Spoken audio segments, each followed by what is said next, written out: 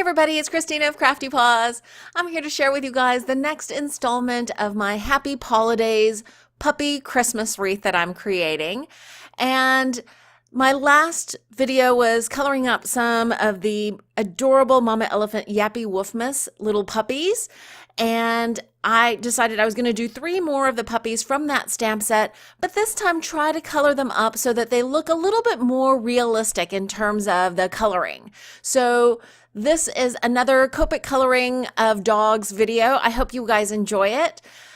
This first one is this adorable little puppy that's ready to throw a snowball, and I've stamped it out on a die cut circle piece of cardstock, and I'm masking it off a little bit so that on the left of this little puppy facing to the right, I can have a pile of snowballs ready to be thrown. So I masked it off with just a little post-it note paper that I had fussy cut all around the little puppy image just to the left. And now I am filling in the tiny gaps that were left just because of the depth of that post-it note paper.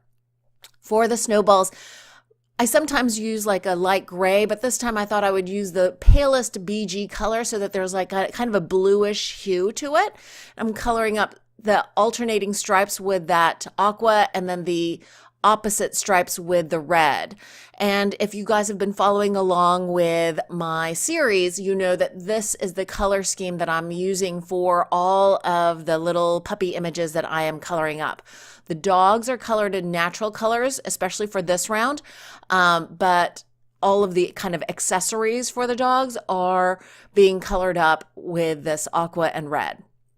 Now for this puppy, I decided I wanted to color this one up as if it was like an Australian Shepherd, which has very mottled fur. So the ears are often darker, kind of like a gray. So I thought I would try a neutral. The lightest kind of almost white areas, the pale gray areas, I'm coloring up with the N0, the darker with the N5. And then I know that a lot of Australian Shepherds also have kind of a tan, especially around the outside edges of their muzzle, a little bit spotting on their back, and also around the eyes. So what's great about coloring puppies this way is that there's no real right or wrong. If you find an image of a dog that you think is interesting on Google or wherever, there's really no exact patterning for a lot of dogs. So there's no real mistakes. You just need to kind of make sure that you're flicking in the right direction that the fur grows. So kind of up and around the eyes, up the ears, from the back down to the legs, and you can decide where you want the different patches of color.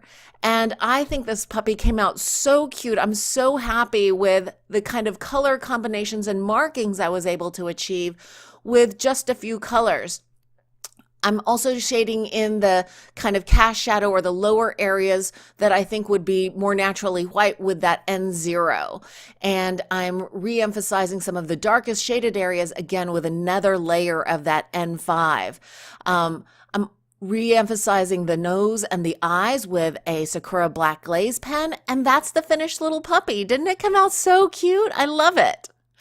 The next little puppy has kind of pricked ears going up, so I thought I would color this one up simply kind of with a black and white terrier look.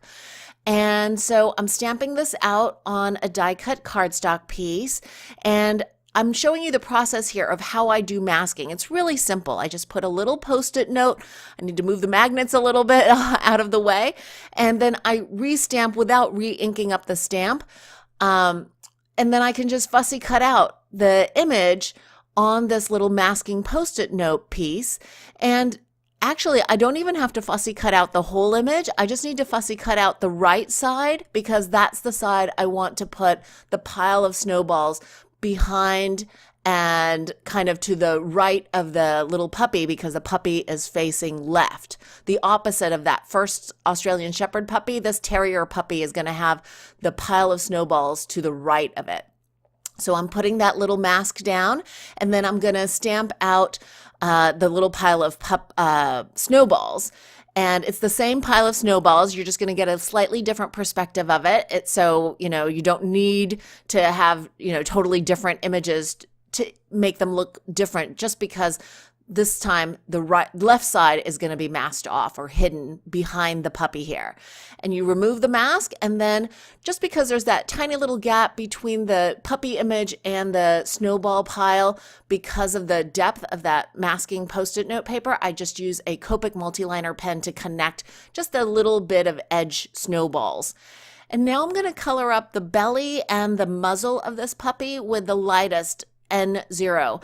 And usually if you follow me for a lot of my Copic coloring, animals I normally color up with grays with the warm grays, the W family, but I thought I would mix it up a little bit and use neutral grays just because I wanted the puppies to stand out a little bit more from the ground, which I am consistently coloring up with the warm grays, the W3 and W5. So this puppy is getting a gray look to the rest of the body. It's going to be an N3 and an N5. And I'm just trying to make sure that the areas where there'll be a shadow, a cast shadow underneath the arms, by the area of the muzzle that meets the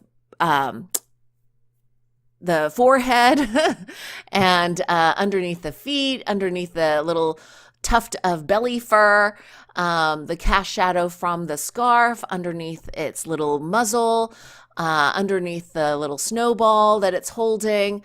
And that's really it. Then for the muzzle, I decided to use an N0 just because I wanted it to have a little bit of color, and then inside the ears an R30. Now I'm going to do the accessories, and the hat, like the scarf, alternating stripes, I'm using red, and I just lay that base color in, and then now each of the little segments are going to get a little bit of shading. Even though these areas are tiny, adding that little bit of extra shading really makes it look much more three-dimensional. For the snowballs, I am adding, again, I'm coloring this up with just a really faint hint of this BG11, and I'm making sure that the lower part and the parts hidden behind each of the other snowballs in the pile get that slight treatment. And then the alternate stripes of the scarf I am coloring up with the whole BG family. So that's the completed little puppy. I'm using the Sakura glaze pen, the black glaze pen for the eyes and nose again, and that's the little puppy completed. I did use a white jelly roll pen to add some more texture to the white areas of the muzzle. Now this last little puppy I think is so cute, and I decided I wanted the colorings, the markings to look like a Bernese mountain dog, which I think is so funny because this is such a tiny little dog, but they often have brown patches around the eyes, and darker ears and brown patches on the back. So I'm laying down the first layer of that brown coloring. And then I noticed in some of the Google images that I found that the ears are a little darker. Sometimes they have a little bit of wispy, dark, almost like eyelashes, but coming from the sides of the face to the eyes. So I'm coloring those in with darker colors. So I'm using basically the traditional E50 trio of colors that I often use for brown hair for people, but this time I'm using it for the puppy. And then the darkest areas, I went super dark and went with the E79. And I'm making that the darkest areas on the back, at the base of the ears, where there's cast shadows from the ears, and those little stripy kind of markings by the eyes. And I think it came out so cute. And that E79 actually blends really well with that E50 family. And just adding a little bit darker areas on the back of the puppy and then blending out with the E57 and the E55.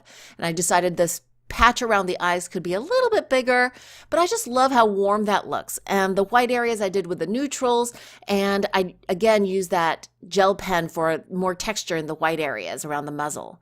And that's the completed trio of the second batch of Yappy Woofmas puppies from Mama Elephant. I hope you enjoyed this coloring process video. If you did, please give it a thumbs up. I hope you guys are having a wonderful holiday season. Thanks for watching. Bye.